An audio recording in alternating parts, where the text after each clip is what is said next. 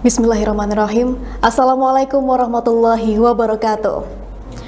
Pemirsa Jember 1 TV dimanapun Anda berada, bahagia sekali saya Pia Mediana dapat kembali menjumpai Anda dalam program acara Setetes Embun, di mana nantinya kita akan menyimak sebuah tausiah keagamaan bersama narasumber yang kompeten dalam bidangnya. Dan pemirsa, spesial pada episode kali ini, kita akan mengangkat sebuah tema yakni dimensi hakikat dan syariat dari ibadah. Seperti yang kita ketahui bersama, hidup adalah perjalanan dalam meraih ridha Allah.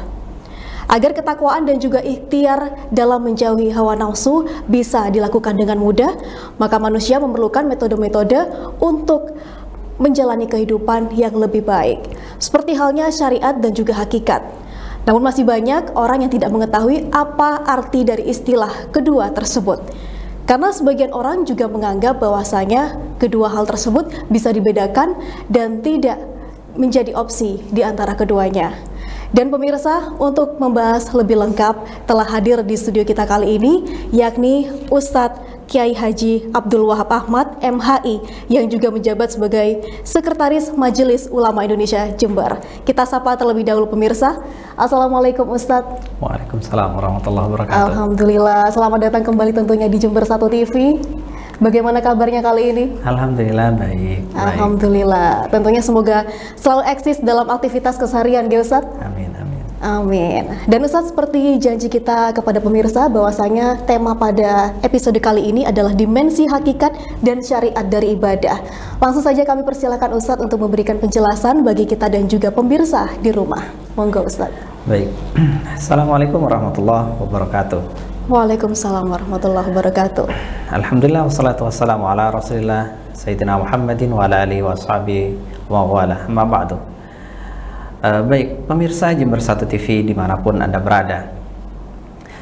Dalam kehidupan beragama kita, dalam mencari ridha Allah, ada perintah-perintah yang wajib kita ikuti, instruksi-instruksi yang wajib kita lakukan, dan itu semuanya dapat dibagi menjadi dua dimensi yang saling melengkapi, yaitu dimensi syariat dan dimensi hakikat.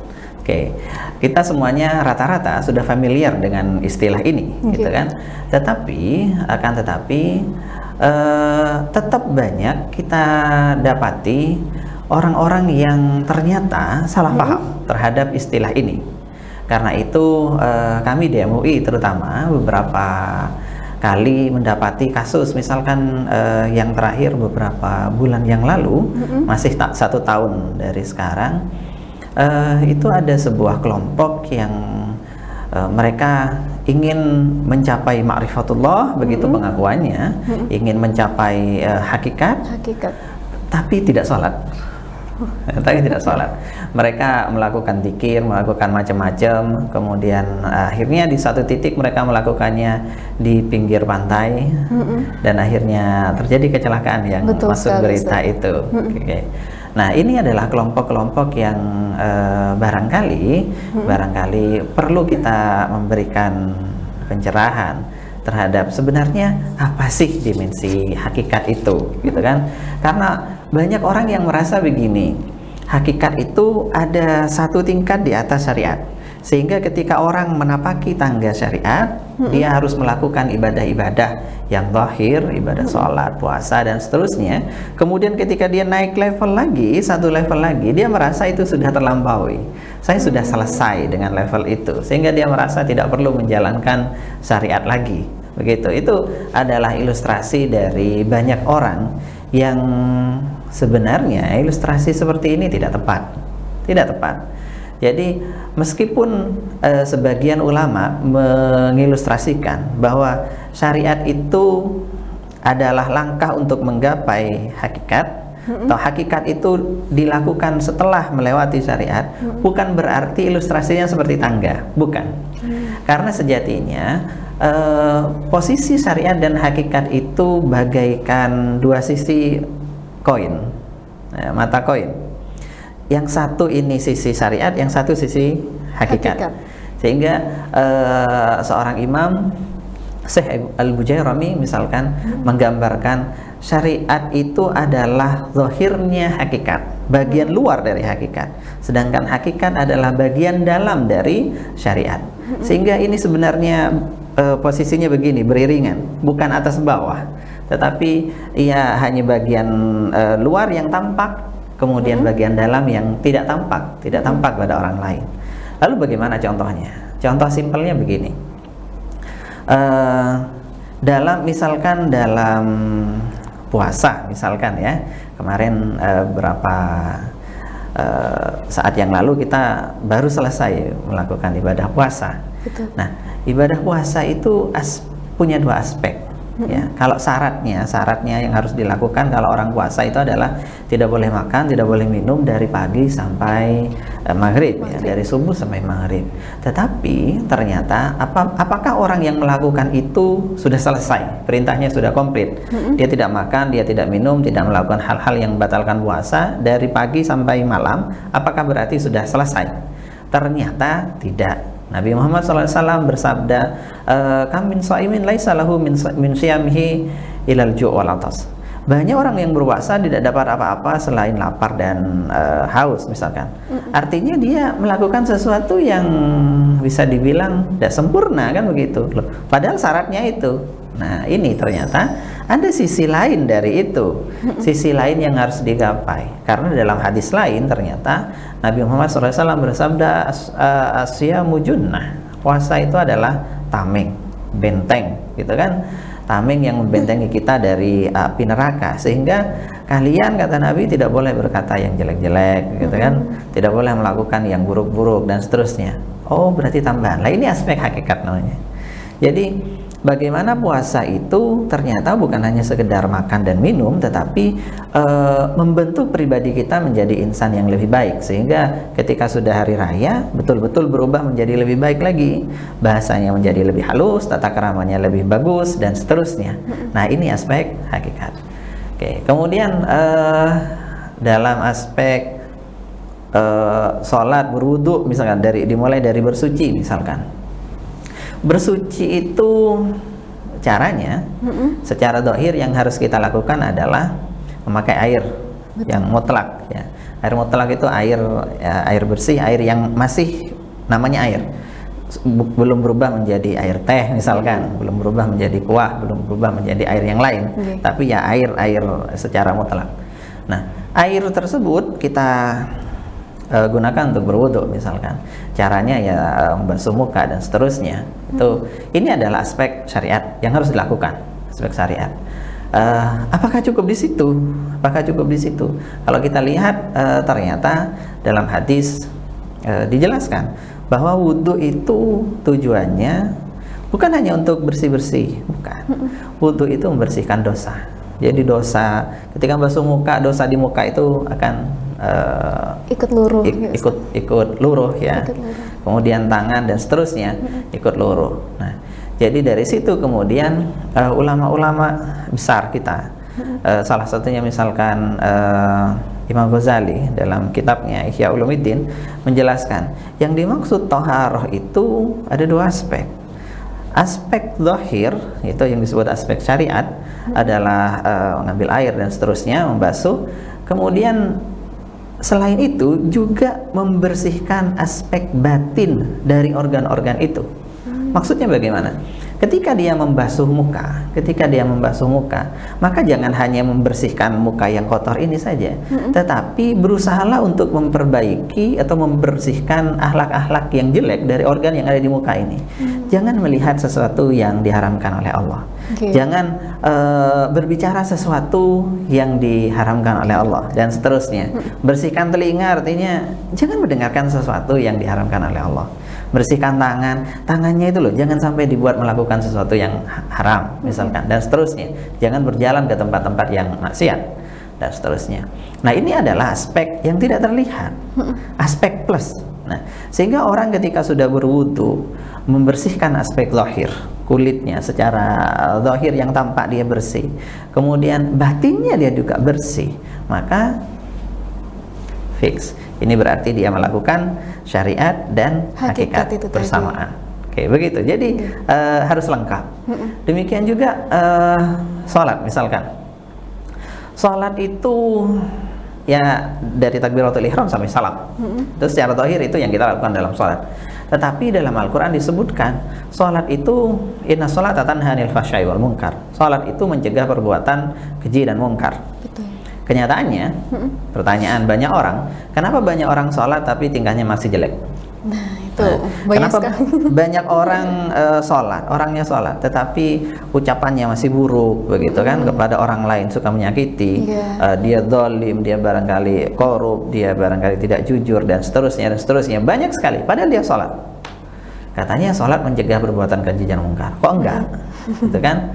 Nah, itu dia hanya melakukan aspek syariat saja, di mana dia pokoknya Allahu Akbar, ya, kemudian sampai melakukan gerakan-gerakan itu sampai salam. Aspek hakikatnya dia masih belum melakukan itu. Dia belum melakukan itu. Nah, apa aspek hakikatnya?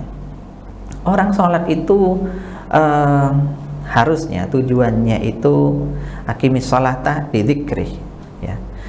Dirikanlah sholat untuk mengingatku, kata Allah Subhanahu wa taala dalam Al-Qur'an. Mengingat. Jadi orang itu kalau sholat, dia harusnya itu fokus mengingat Allah. Dia merasa menghadap Allah.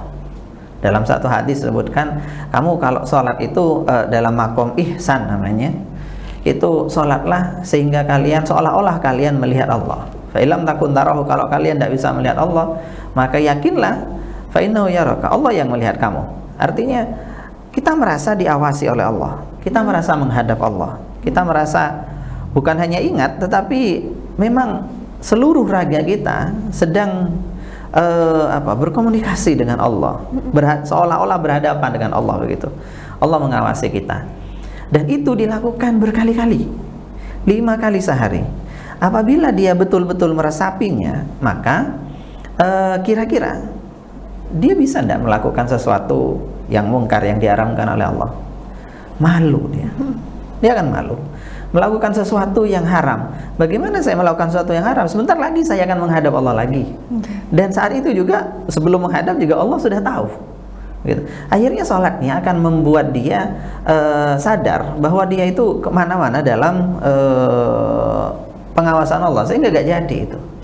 Gak jadi. Nah, ini yang akhirnya membuat sholat itu menjadi penghalang dari perbuatan keji dan mungkar. Menjadi penjaga kita, Ustaz. Menjadi penjaga kita. Karena merasa selalu diawasi oleh Allah. Betul. Itu tadi. Sangat menarik sekali, Ustaz, dan menjadi refleksi bagi kita semua untuk bisa menilai diri kita, tidak untuk orang lain, Ustaz, tapi untuk diri kita sendiri, apakah sudah tepat menjalani ibadah atau belum. Dan Ustaz, ada beberapa pertanyaan yang akan saya sampaikan untuk melanjutkan diskusi kita pada episode kali ini. Bagaimana hukum orang yang meninggalkan sholat dengan alasan sudah mencapai level hakikat itu tadi, Ustaz? Oke, baik, pertanyaan bagus. Jadi meninggalkan sholat itu ada 2 macam. Ya. Kalau dia meninggalkan sholat karena malas, jadi alasan itu sebenarnya buat-buat aja itu. Dia bilang kalau saya merasa sudah hebat, sebenarnya dia malas saja. Gitu.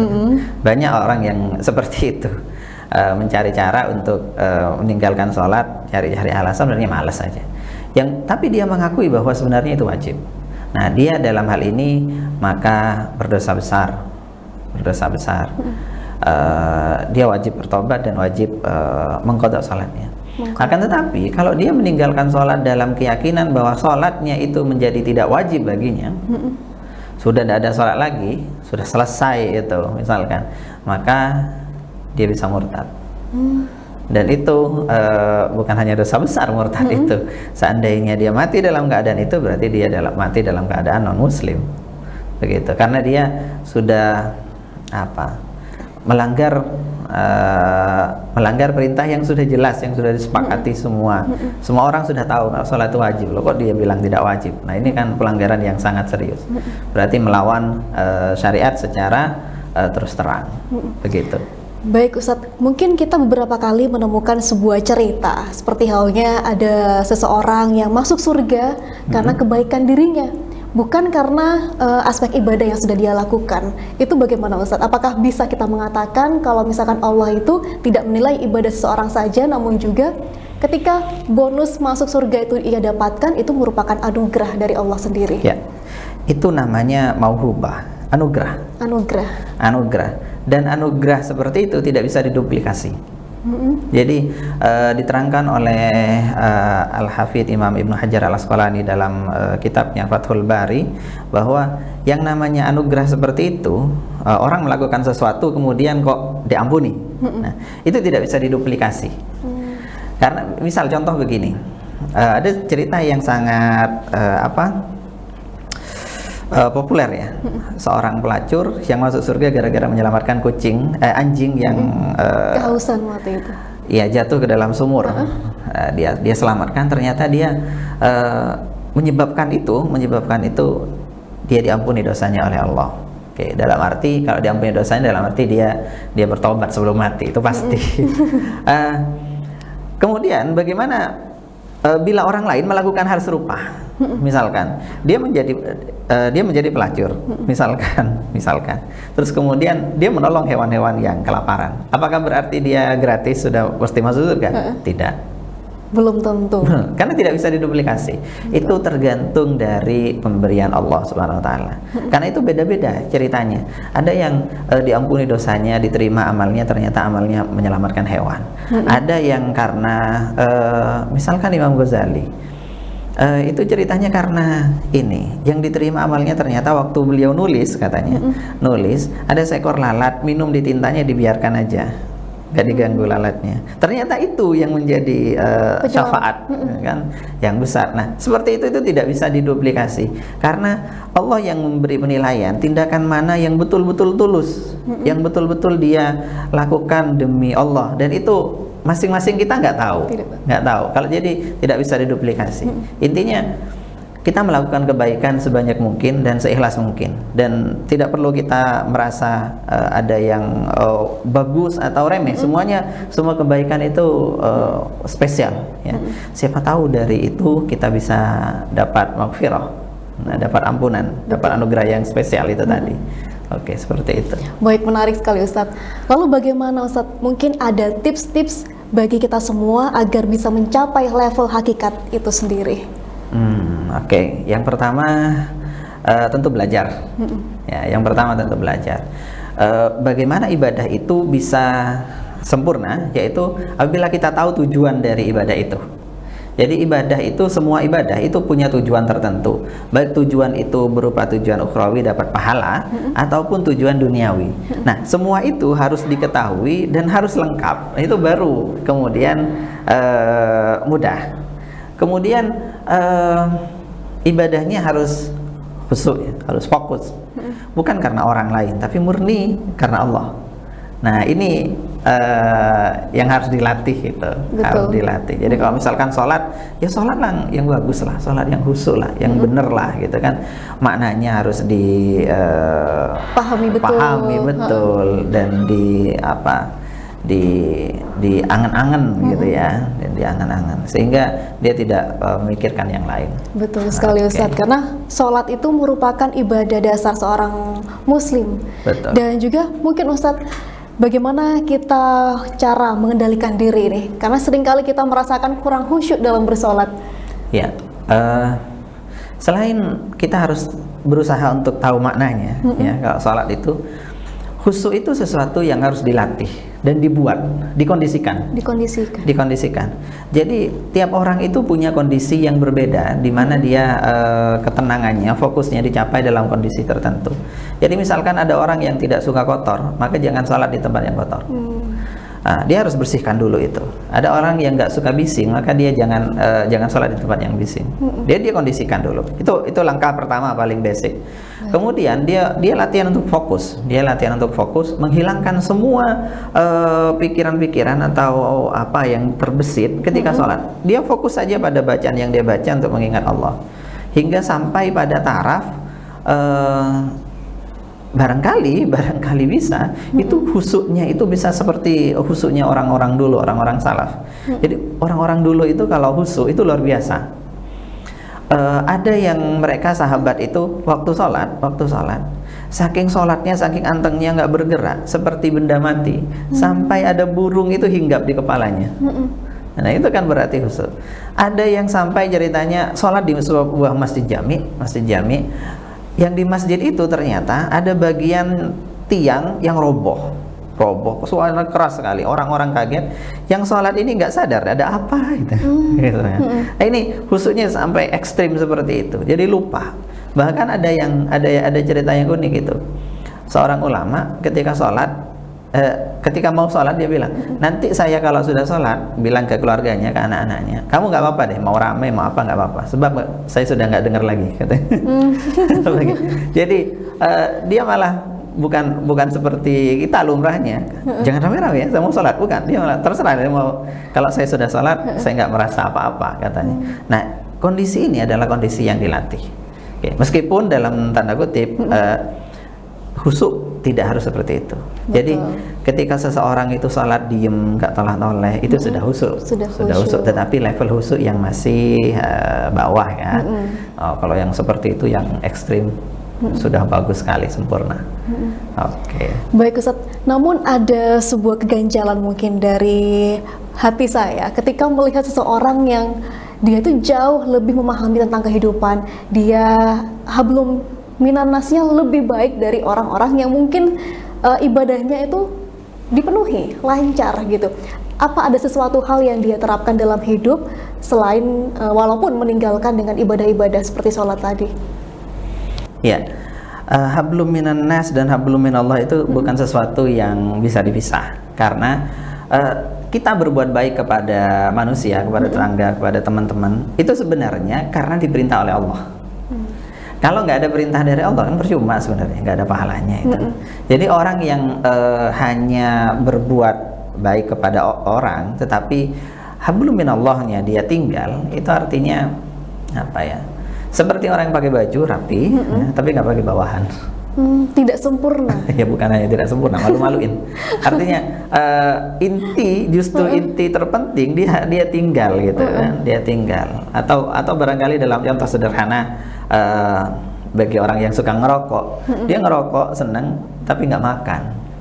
Kan kadang ada pilih rokok daripada makan misalkan. Tapi oke lah, itu kalau masih makan mendingan, tapi kalau sampai nggak makan kan salah, itu nggak bisa hidup. Oke, seperti itu. Jadi hablum minallahnya dulu itu harus, dan itu tidak bisa ditawar. Baru kemudian ya hablum minannas, bukan baru kemudian, sambil dilakukan juga. Sambil dilakukan. Hablum minannas. Dan itu dua hal, bukan hal yang bisa dipilih ya Ustaz. Dua-duanya harus jalan beriringan. Secara seimbang. Secara seimbang. Secara seimbang. Baik Ustaz. Mungkin terakhir, bagaimana bila ada orang yang dianggap wali karena bisa terbang, berjalan di atas air mungkin dan sebagainya, tapi mereka tidak sholat, apa yang bisa diikuti?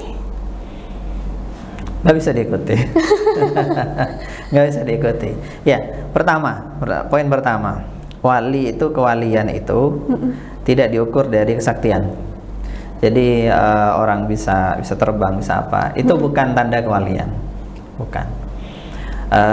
Justru kadang wali itu yang nggak bisa apa-apa, itu derajat kewaliannya lebih tinggi selama dia lebih istiqomah. Jadi ada cerita ini, ada dua orang wali, memang wali semua. Yang satu adalah Imam Junaid, yang satu adalah seorang wali yang punya karomah. Jadi Imam Junaid ini mau nyebrang sungai, dia nunggu di pinggir, nunggu perahu. Terus ada seorang wali yang datang, Junaid, kamu sedang apa? Saya sedang nunggu perahu. Ngapain nunggu perahu katanya? Dia jalan aja di atasnya. Kemudian ulama membahas kisah ini, siapa yang lebih utama? Yang lebih utama Imam Junaid katanya. Kenapa? Karena Imam Junaid ini levelnya tidak butuh seperti itu katanya. Dia ahli hikmah, dan hikmah itu didapat dari pekerjaan yang melelahkan, yang sabar, ya seperti itu katanya, bukan dari yang instan. Nah, katanya. Jadi seperti itu tuh bukan tanda sebenarnya, bukan tanda. Jadi kalau tanda itu apa? Tanda kewalian itu apa? Mengikuti syariat dengan baik. Jadi kalau ada wali, terkenal wali, kok kemudian ada tingkahnya yang melanggar syariat, dia tidak boleh diikuti. Tidak boleh diikuti dalam hal itu. Karena yang salah nggak bisa diikuti. Bahkan menurut seorang ulama, ya, Said Bakri berkata, orang yang seperti itu katanya, Imam Abu Yazid seorang wali juga bilang, orang yang begitu bisa terbang, bisa jalan di atas air, kemudian kok meninggalkan syariat, maka dia dolun mudillun. Dia adalah orang yang sesat dan menyesatkan. Nggak boleh. Orang nggak yang boleh. Sesat dan menyesatkan. Nggak boleh diikuti. Nggak boleh dijadikan acuan. Karena berbahaya. Banyak orang dari orang-orang yang merasa yang begitu itu levelnya sudah hebat. Betul, begitu. sakti. Menginspirasi. Sehingga malah ibadahnya nggak diperhatikan. Nah, itu tidak bisa diikuti. Berarti ada satu langkah ilmu yang dia lewati gitu Ustaz. Walaupun memang capaiannya seperti tadi, bisa berjalan di atas air, bisa terbang, mungkin ada yang bisa menghilang juga Ustaz. Berarti ada level ilmu yang langsung dia loncat. Ya, dia tidak melakukan sesuatu yang wajib baginya, dan itu adalah kesalahan besar.